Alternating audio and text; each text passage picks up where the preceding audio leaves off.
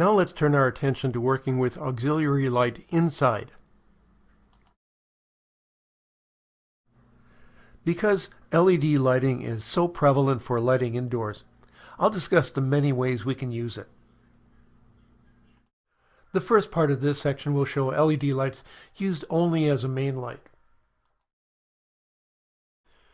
We'll begin with the warm color temperature lighting that we humans enjoy for home decor.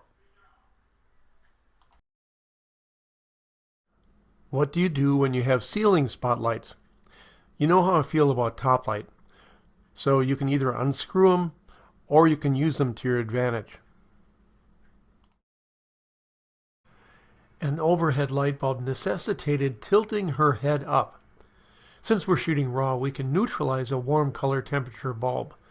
But should we? Taking out all the warmth made the image technically more correct, but I think artistically cold. So I brought most of that warmth back, but not all of it, and I like it better. This is typical of the warmth from a soft white light bulb that isn't very attractive. She was lit by a dining room ceiling light. Balancing out that warmth in the raw conversion gave me nice colors on her hair, and also brought out the blue above her that was caused by a window. When the subject is lit by warm indoor lighting, and the outside light is the accent, the color of that accent will be blue when we neutralize the warm interior lighting. That can make a nice effect. But it's not nice when the inside lighting hits one half of a face and the exterior lighting hits the other half. When that happens, it's better to turn the face away from one or the other light.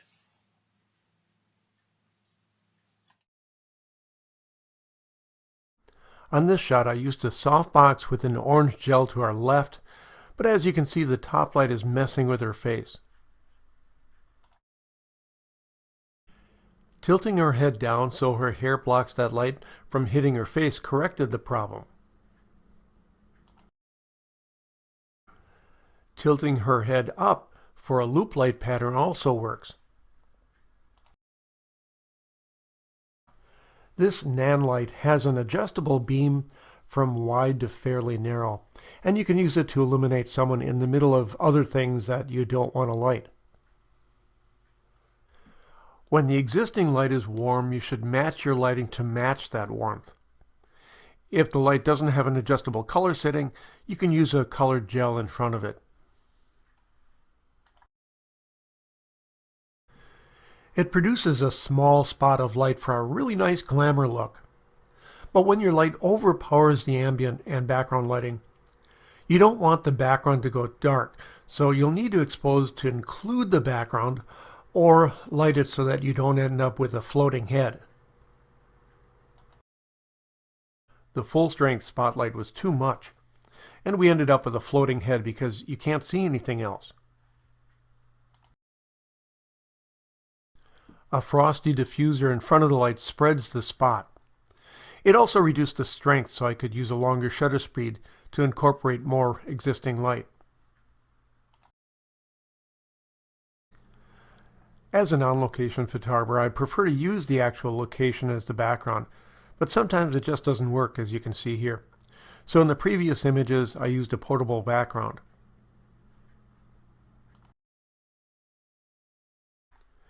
The existing light in this room is warm, but it's coming from an angle that I don't like. The spotlight can add or overpower that room light to make it come from a direction that I'd prefer. I really like the ability to handhold and see the result of continuous light. This isn't bad, and with some kind of special effect it could work. But let's see what we can do with the spotlight.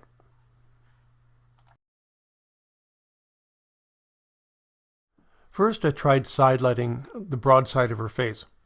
It's easy to experiment with a handheld continuous light.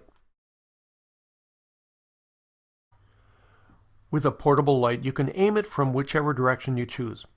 I prefer this frontal light.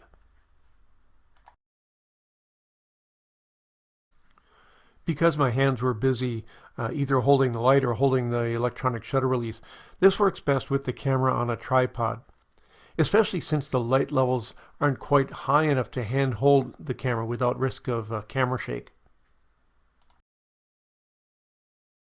This doesn't look like much, but with a little lighting magic, we can make something out of nothing.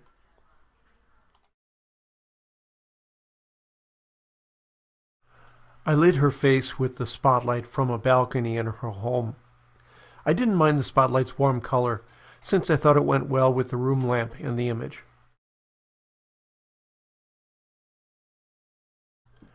This is an instance where only a spotlight would have worked. Had I used a light with a wider spread, it would have lit the walls and ceiling that we can see in the mirror behind her. I placed my spotlight on the ground in front of me. Otherwise, we would have seen its reflection in the mirror too. Small flashlights work very well when you want a narrow beam of light for a dramatic effect, and when light levels are low, like indoors or later in the evening outdoors. By the way, I added a piece of acetate over the light because this one has a little color impurity from center to far edge, as most single LED flashlights do. The acetate evens that out. Of course, the downside of doing that is a somewhat reduced light output. I usually prefer a big light source. The soft light that comes from a large light source is easy and forgiving. But a small light can do a better job of sculpting the face. With a large light, we would not have seen those great cheekbone shadows. We need to be able to overpower uninteresting light, and sometimes it doesn't take much power to do it.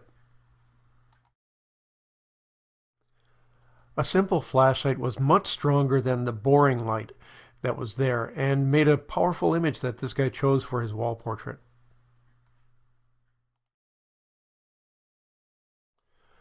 With long shutter speeds, we can do things not possible, or at least not easy with flash. When the beam is too small from a spotlight to light the area that you want, you can stop down and use a long shutter speed to give you time to paint with light.